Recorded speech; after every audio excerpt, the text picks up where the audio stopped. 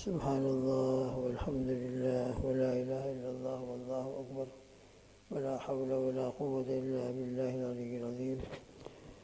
سبحان الله وبحمده عدد خلقه ورضا نفسه وزنة عرشه ومداد كلماته. سبحان الله بحمده سبحان الله العظيم. نستغفر الله العظيم ونتوب إليه.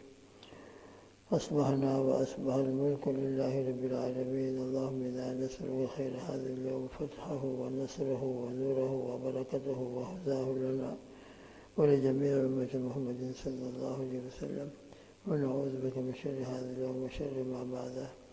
اللهم بك أصبحنا وبك أمسينا وبك نحيا وبك نموت وإليك المصير وإليك النشور. اللهم بك صلينا وبك ركعنا وبك سجدنا. الحمد لله على هذه النعمة. الحمد لله على نعمة الإيمان. الحمد لله على نعمة القرآن. الحمد لله على نعمة سيدنا محمد صلى الله عليه وسلم، وكفى به نعمة. حسبنا الله ونعم الوكيل، نعم المولى ونعم النصير. حسبي الله لا إله إلا هو عليه توكلت وهو رب العرش العظيم. لا حول ولا قوة إلا بالله العلي العظيم. لا ملجأ ولا منجا من الله إلا إليه، وما توفيقي إلا بالله. عليه توكلت وإليه أنيب. الحمد لله الذي تواضع كل شيء لعظمته. الحمد لله الذي ذل كل شيء لعزته. الحمد لله الذي خضع كل شيء لملكه. الحمد لله الذي استسلم كل شيء لقدرته. ونشهد أن لا إله إلا الله وحده لا شريك له، إلها واحدا أحدا صمدا، لم يتخذ صاحبة ولا ولدا ولم يكن له كفوا أحد.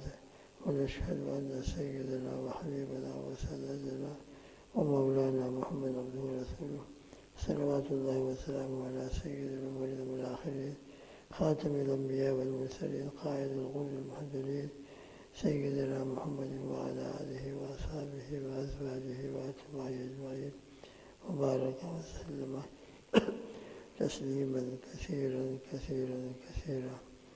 اللهم صل على محمد وعلى آل محمد كما صليت على إبراهيم وعلى آل إبراهيم إنك حميد مجيد. اللهم بارك على محمد وعلى آل محمد كما باركت على إبراهيم وعلى آل إبراهيم إنك حميد مجيد. جزا الله عنا سيدنا محمدا صلی اللہ علیہ وسلم ما هو أهله. اما بعد،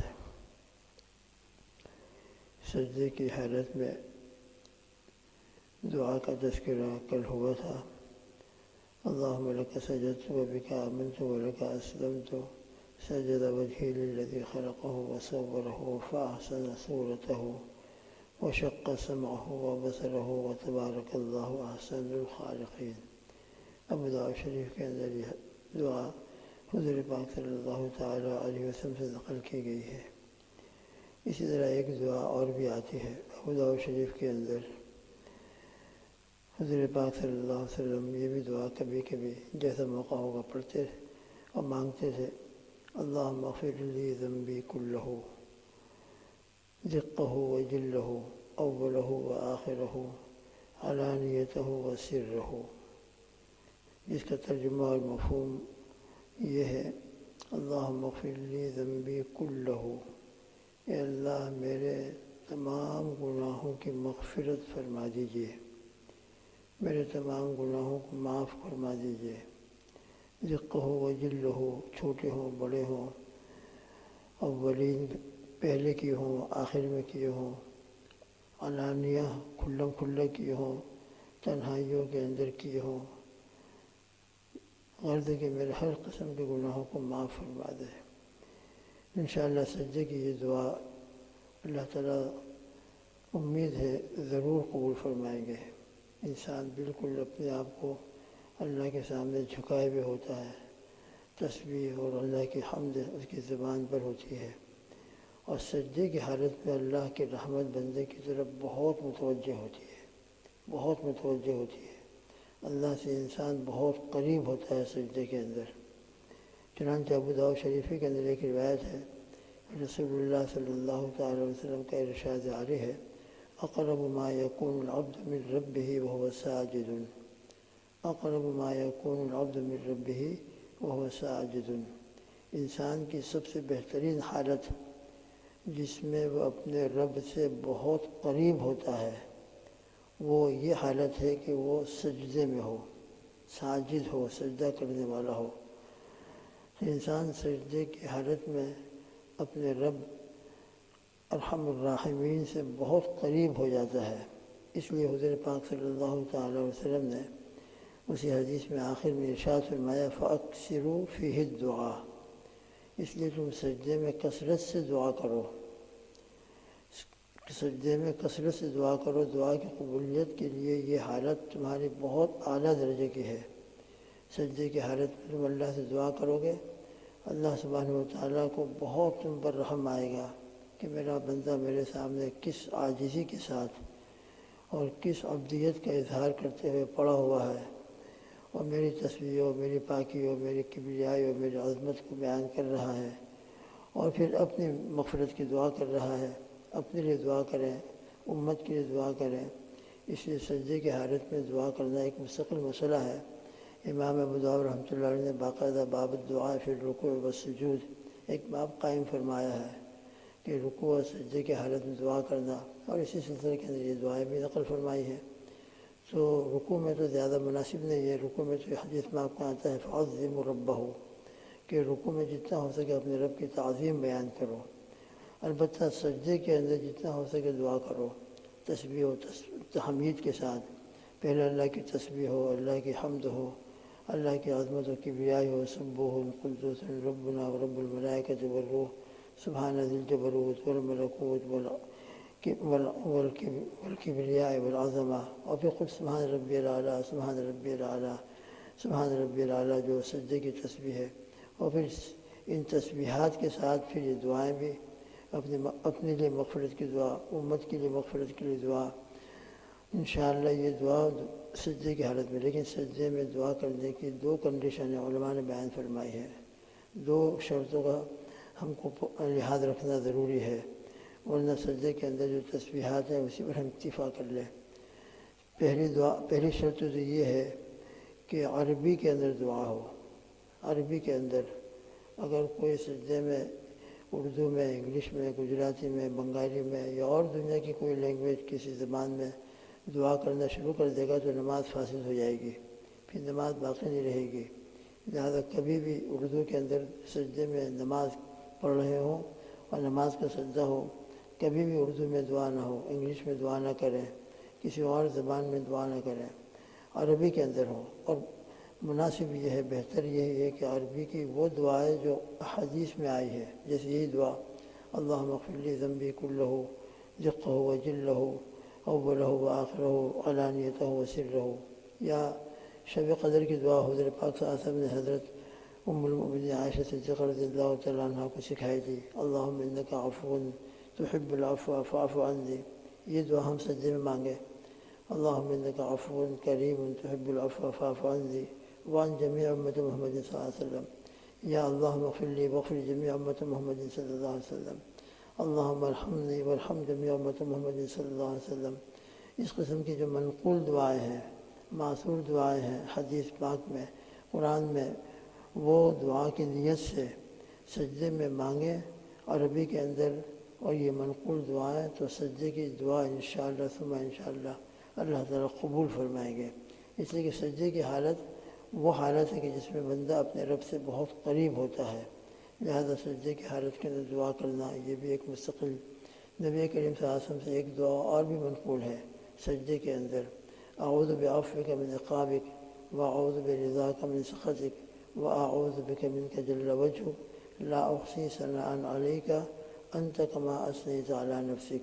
یہ بھی آپ صلی اللہ تعالی وسلم سجدے میں دعا مانگ رہے تھے، جس کا خلاصہ بس اپنی مغفرت کی دعا ہے اعوذ بعفوک من عقابک، اے اللہ میں آپ کے عفو کی پناہ چاہتا ہوں آپ کی سزا سے۔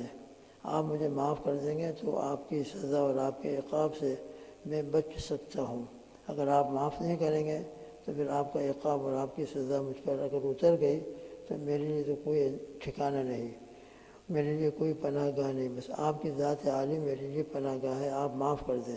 اعوذ بعفوک من عقابک واعوذ برضاک من سخطک، اور آپ کی رضامندی کی پناہ چاہتا ہوں آپ کے غصے سے، آپ راضی ہو گئے تو آپ کے غصے سے مجھے امن مل جائے گا، اور اگر آپ ناراض رہے تو پھر آپ کی ناراضگی کے ہوتے ہوئے آپ کے غصے سے پناہ ملنا مشکل ہے۔ آپ راضی ہو جائیں گے تو انشاءاللہ آپ کا غصہ مجھ پر ٹھنڈا ہو جائے گا، رحمت میری طرف متوجہ ہو جائے گی۔ اعوذ بعفوک من عقابک واعوذ برضاک من سخطک واعوذ بک منک، اور آپ کے جتنے بھی عذاب ہو سکتے ہیں ان تمام عذاب سے پناہ مانگتا ہوں آپ ہی کی ذات کے ذریعے سے۔ آپ ہی ہر قسم کے قبر کے عذاب سے، جہنم کے عذاب سے، دنیا کے فتنوں سے اور ہر قسم کی ضیق و تنگیوں سے آپ ہی مجھ کو پناہ دیں گے تو مجھ کو پناہ ملے گی۔ اعوذ بعفوک من عقابک واعوذ برضاک من سخطک واعوذ بک منک جل وجہک، آپ کی ذات بہت برتر ہے، بہت بلند بالا ہے۔ لا الہ جل وجہک لا احصی ثناء علیک، میں آپ کی جیسے آپ کی تعریف کرنا چاہیے میں وہ آپ کی تعریف کر ہی نہیں سکتا۔ لا احصی ثناء علیک انت کما اثنیت علی نفسک، بس آپ کی تعریف تو وہی ہو سکتی ہے جو آپ نے خود کی ہے اور ہم کو سکھائی ہے۔ جو آپ کے حمد کے الفاظ قرآن میں، حدیث میں اللہ کے نبی صلی اللہ علیہ وسلم بیان فرمائے، بس انہی الفاظ مبارکہ کے ذریعے سے ہم آپ کی حمد اور آپ کی تعریف کر سکتے ہیں۔ باقی آپ کی ذات وراء الورا ہے، آپ کی ذات بہت برتر و اعلیٰ ہے۔ آپ کے لیے کون سے الفاظ مناسب ہیں ہماری عقل میں نہیں آ سکتے، بس آپ نے جو ہم کو سکھا دیے ہیں۔ سورہ فاتحہ کے اندر اللہ کی حمد ہے، تیسرے کلمے کے اندر اللہ کی تسبیح و تحمید ہے، چوتھے کلمے کے اندر یہ سب کلمات و طیبات جو حدیث میں دعاؤں کے آئے ہیں ان میں اللہ کی حمد ہے، بس انہی کے ذریعے سے ہم اللہ کی حمد بیان کر سکتے ہیں۔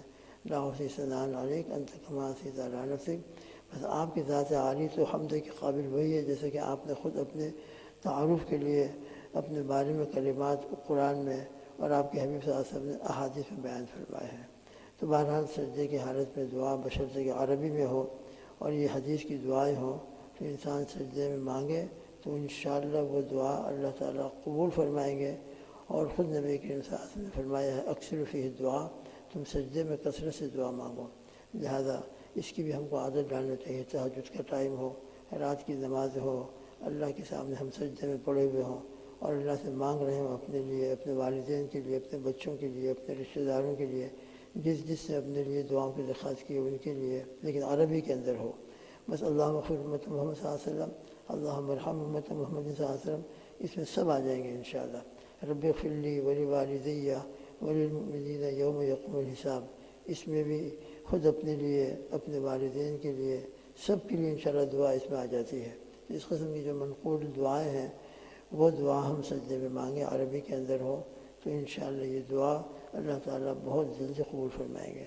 اللہ تعالیٰ ہم پر، ہمارے والدین پر، ہمارے بچوں پر، ہمارے گھر والیوں کے اوپر، ہمارے بھائی بہنوں کے اوپر، ہمارے تمام رشتہ داروں کے اوپر، جن نے ہم سے دعاؤں کے لیے کہا ہے، جن کا ہم برحق ہے، جنہوں نے ہمارے ساتھ کسی بھی طریقے کا احسان کا معاملہ کیا ہو، اور پوری امت کا اللہ، پوری امت پر رحم کا، کرم کا، فضل کا معاملہ فرمائے۔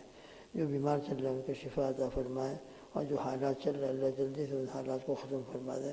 مسجدوں میں آ کر جماعت کے ساتھ نماز پڑھنا جلدی سے جلدی ہم سب کو نصیب فرما دے، اپنا کرم اور اپنی رحمت کا معاملہ فرمائے۔ اللہم آمین۔ سبحان اللہ بحمدہ، سبحانک اللہم وبحمدک، ونشہد ان لا الہ الا انت، نستغفرک ونتوب الیک۔ سبحان ربک رب العزۃ عما یصفون وسلام علی المرسلین والحمد للہ رب العالمین برحمتک یا ارحم